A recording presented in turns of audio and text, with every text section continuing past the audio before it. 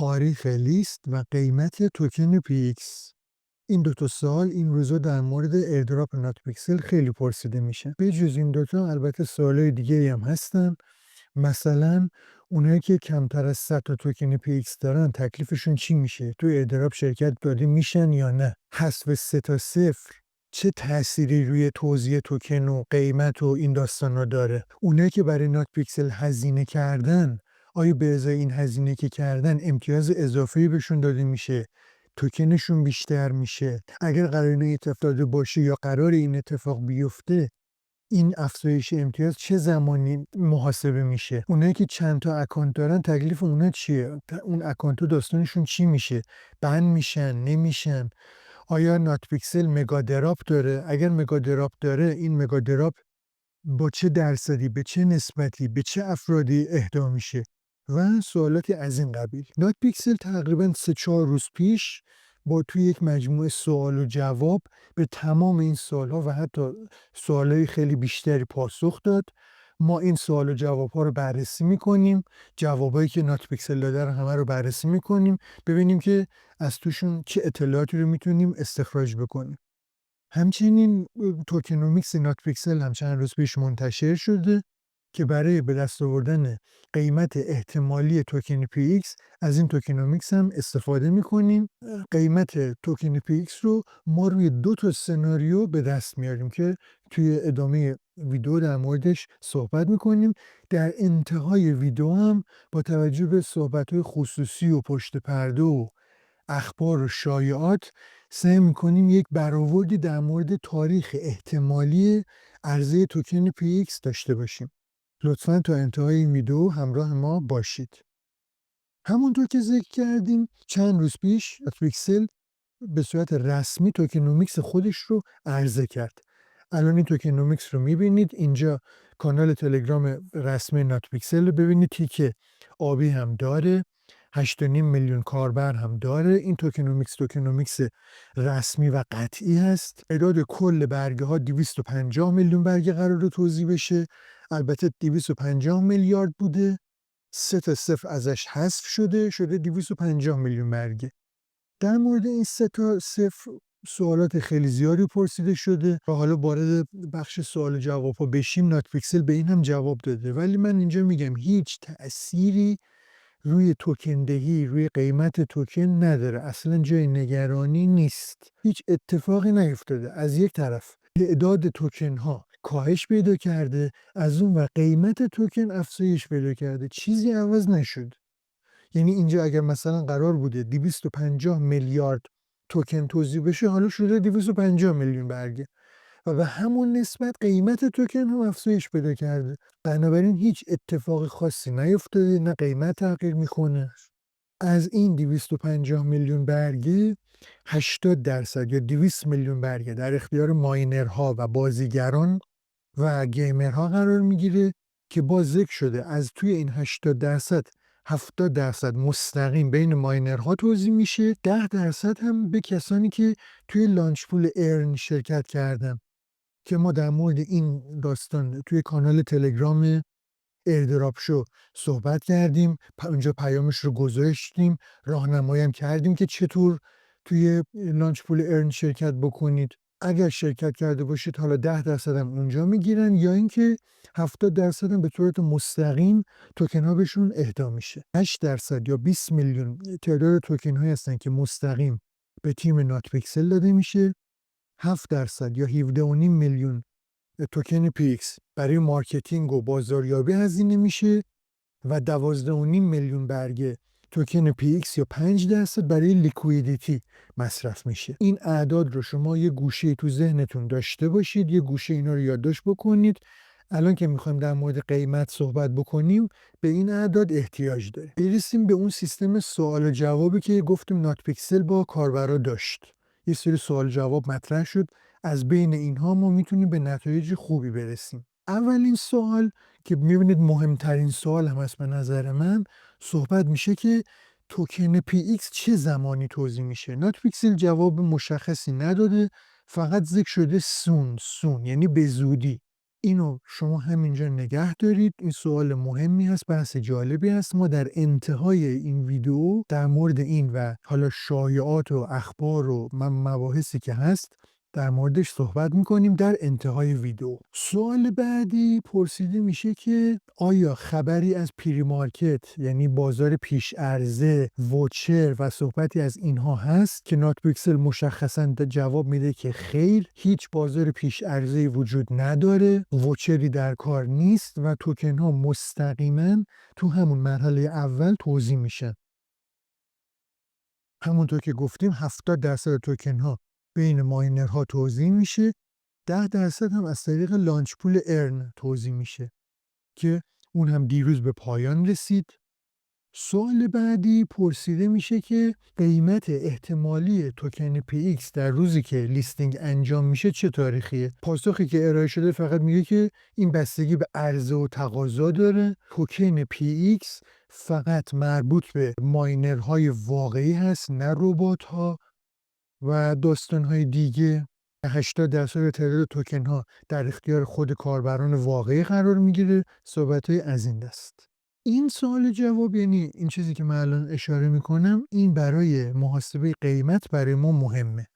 صحبت میکنه که توکن هایی که قراره در اختیار تیم ناتپیکسل قرار بگیره، این توکن ها لاک میشن.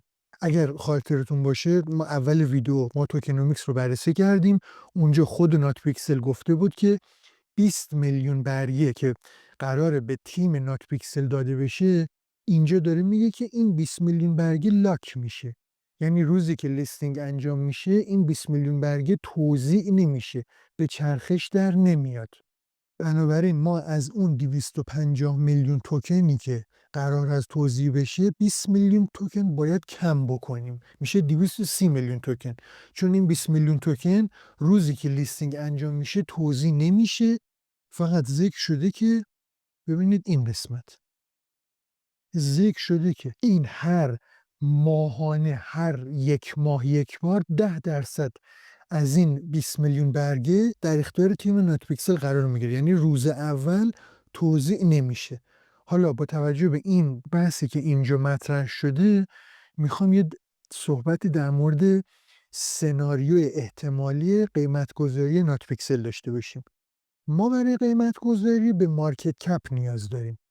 مارکت کپ ناتپیکسل رو ما هنوز نمیدونیم، یعنی خود ناتپیکسل هنوز مارکت کپش رو نه به صورت رسمی و نه حتی به صورت غیر رسمی اعلام پس کاری که ما اینجا انجام میدیم این هست. با توجه به اینکه ناتپیکسل یک عضوی از مجموعه نات کوینه و حتی ازش به عنوان برادر کوچکتر نات کوین یاد میشه، برای محاسبه مارکت کپ از مارکت کپ نات کوین استفاده میکنیم. مارکت کپ نات کوین رو در دو حالت ما در نظر میگیریم. یکی مارکت کپ نات کوین در روزی که توکن نات کوین لیست شد و توزیعش انجام شد، لیستینگش انجام شد. یکی هم در روز امروز. مارکت کپ نات کوین روزی که توکنش لیست شد حدوداً 1 میلیارد دلار بود. اون رو ما 1 میلیارد در نظر میگیریم. 1 میلیارد. اینجا همونطور که گفتیم 250 میلیون تعداد توکن ها بود. 20 میلیون توکن مربوط به کارکنان و کارمندان توکن PX رو میذاریم کنار، میشه 230 میلیون. به یه عددی میرسیم 4.3. تعداد توکن هر کاربر هم ما اصلا 100 تا در نظر میگیریم، یعنی حداقل تعداد توکن. چون ما میدونیم که ناتپیکسل اعلام کرد کاربران باید حداقل 100 تا توکن داشته باشن تا بتونن توی لیستینگ شرکت بکنن. پس ما اینجا همون مینیمم، یعنی همون 100 تا توکن رو در نظر میگیریم. با این مارکت کپ، یعنی با مارکت کپ 1 میلیارد دلاری میرسیم به عدد 434. یعنی هر کاربر حداقل 434 دلار توکن در اختیار میگیره. این یه سناریوی. یه سناریوی دیگه هم مارکت کپ رو در امروز، یعنی همین امروزی که این ویدیو رو داریم ضبط میکنیم ارائه میدیم، این رو ما محاسبه بکنیم ببینیم که مارکت کپ نات کوین چی بوده. الان ببینید این سایت کوین مارکت کپ هست و مارکت کپ نات کوین ببینید اینجا مشخص شده دیگه 650 میلیون. اصلا ما این رو هم 650 میلیون 649 میلیون هم مثلا در نظر نمیگیریم. این ما هم میگیریم 600 میلیون. اینجا هم باز ما تخفیف قائل میشیم. این رو ما میگیریم 600 میلیون، اون هم که 230 میلیون تعداد توکن هامون بود. میرسیم به یک ضریب 2.6. با تعداد توکن ها هم اگر همون حداقل 100 تا در نظر بگیریم میشه $260. یعنی هر کاربر از توکن نات پیکسل $260 به دست میاره. البته باز من تاکید میکنم این یک حدس و گمان هست، چون ما مارکت کپ رو بر مبنای نات کوین مبنا گرفتیم، تعداد توکن ها رو مینیمم گرفتیم. طبیعتا قرار نیست همه کاربرها به یک اندازه بهشون پول توزیع بشه. کاربری که مثلا توی نات پیکسل بیشتر فعالیت کرده، توکنی بیشتری داشته، اچیومنت بیشتری گرفته، رفرال بیشتری داشته، این کاربر طبیعتا تعداد توکناش بیشتر میشه، در نتیجه پولی بیشتری به دست خواهد آورد. پس ما قیمت احتمالی رو روی 2 سناریو و در 2 حالت مختلف بررسی کردیم. برسیم به ادامه داستان سوال و جواب ها. سوال شده که توکن PX در چه صرافی های متمرکز و غیر متمرکزی توزیع میشه؟ صرافی های سکس یا دکس، متمرکز یا غیر متمرکز؟ پاسخی که ارائه شده اینه که این یک پروسه بوروکراتیک و اداری پیچیده و خسته کننده هست. داریم روش کار میکنیم و حالا به زودی اطلاعاتی رو منتشر میکنیم. در این مورد هم من بگم با توجه به حالا اخبار و شایعات و صحبت‌هایی که هست و اینجور که در مورد نات کوین هم دیدیم، احتمالاً نات پیکسل هم توی صرافی‌های بزرگی منتشر میشه. احتمال خیلی زیاد در بایننس لیست خواهد شد. علاوه بر بایننس تو صرافی‌های مثل بیتگت و غیره هم لیست میشه و ما میتونیم این انتظار رو داشته باشیم. صحبت شده که و سوال شده که آیا اوکی هست که ما همون روزی که لیستینگ انجام میشه توکن هامون رو بفروشیم؟ خب طبیعتا این سوال خیلی کلی هست و جوابی هم که ارائه شده فقط ذکر شده که شما هر تصمیمی بگیرید، ما به تصمیم خودتون، به تصمیم شما احترام میذاریم. اگه میخواید توکناتون رو بفروشید برای ما فرقی نمیکنه. اگه میخواید توکناتون رو نگه دارید باز هم تفاوتی به حال ما نمیکنه. هر طور کاربر و اون گیمر تصمیم بگیره، ما به تصمیمش احترام میذاریم. سوال جواب بعدی سوال جواب خیلی مهمیه. سوال شده که این سوال، اون کوین هایی که از روی ربات به دست اومده و ربات ها بر ایجاد اون توکن ها نقش داشتن، تکلیف اونها چی میشه؟ و آیا اون کاربرانی که تعداد توکن هاشون به کمتر از 100 تا توکن رسیده، تکلیف اینها چی میشه؟ پاسخی که ارائه شده اینه که اون توکن هایی که توسط بات ها تولید شده، 78% این توکن ها مجددا توزیع میشه و در اختیار پلیرهای اکتیو و گیمرها قرار میگیره و 22% هم از بین میره و همین 22% توکنی که از بین میره و قرار سوخته بشه، این هم باز احتمالاً باعث افزایش تعداد توکن ها میشه و در نتیجه احتمالاً تاثیر مثبتی روی قیمت نهایی توکن PX خواهد داشت.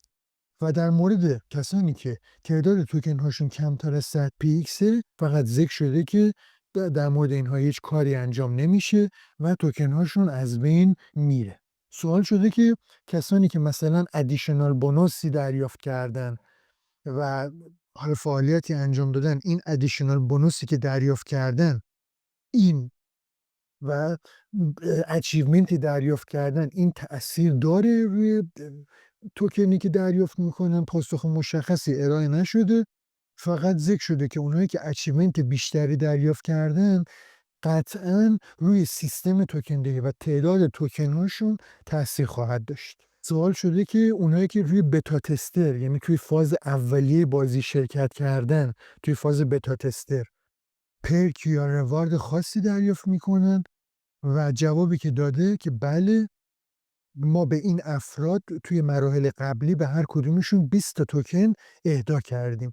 این سوال هم سوال مهمیه، اشاره میکنه که چند درصد و چه تعدادی از پلیرها جایزه مگادراپ رو دریافت میکنن. مگادراپ برای این ایردراپ و برای توکن PX تعداد از اون افرادی هستن که 1000 تا رفرال جمع کردن.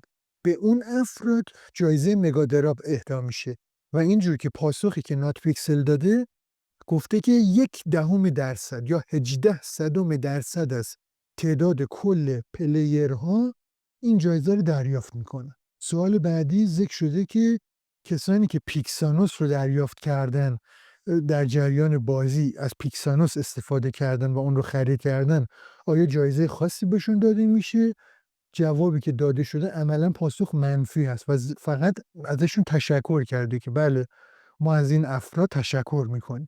سوال شده که آیا NFT در راه است و قرار NFT وارد اکوسیستم ناتپیکسل بشه که پاسخ تقریبا بله بوده. گفته که ما الان در فاز بتا تستینگ هستیم و به زودی NFT ها رونمایی میشن. صحبت از گلدن پیکسل کرده و ذکر شده که از گلدن پیکسل هم استفاده میکنیم و به زودی در موردش صحبت خواهیم کرد. صحبت شده که آیا تلگرام بتل و همون داستان لیگ ناتپیکسل رو که ما در مورد مراحلش هم صحبت کردیم توی کانال ایردراپ شو، آیا این ادامه پیدا خواهد کرد؟ جوابی که ارائه شده بله، این ادامه پیدا میکنه. حتی این قسمت رو شما اگر دقت کنید صحبت از این هست که ما این رو ادامه پیدا میکنه، این توسعه پیدا میکنه و حتی قابی که اون تمپلیتی که برای این کار ارائه میشه ابعادش 100 برابر بیشتر میشه.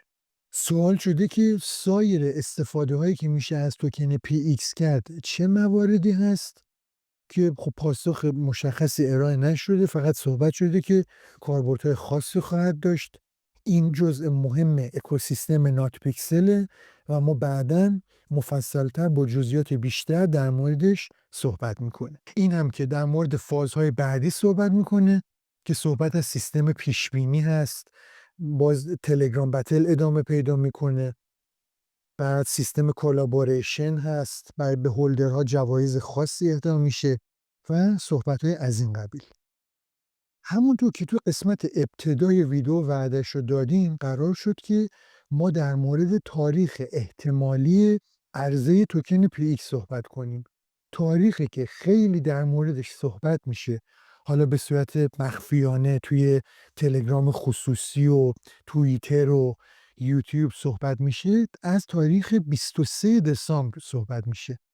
امروز که این ویدیو رو در حال ضبط هستیم 15 ژانویه است و تا 23 ژانویه حدوداً 8 روز دیگه باقی مونده. من باز تاکید میکنم این تاریخ هم تاریخ نهایی و قطعی نیست و یک تاریخی که خیلی داره در موردش صحبت میشه. حتی در پست خصوصی تلگرام ساشا مالک نات کوین و نات پیکسل ذکر شده که صحبت کرده که تاریخ 23 ژانویه به احتمال 85% درسته. هنوز مشخص نیست که این 85% که گفته میشه ساشا این اعداد و این آمار رو داده، هنوز معلوم نیست که واقعا خود ساشا این آمار رو به کار برده باشه و این حرف رو زده باشه. صرفاً یک تاریخی که خیلی داره در موردش صحبت میشه و ما هم بهش استناد میکنیم. یعنی امروز 15 ژانویه است، به احتمال خیلی زیاد در تاریخ 23 ژانویه این اتفاق میفته. یک موردی هم که در مورد تاریخ و زمان لانچ یه همچین توکنی مثل توکن PX هست، اینه که توکن PX شبیه نات کوین قرار هست، همونجور که توی سوال و جواب ها گفتیم، قرار هست که توی صرافی های بزرگی لانچ بشه و عرضه بشه. هماهنگی با اون صرافی ها یک پروسه طولانی است.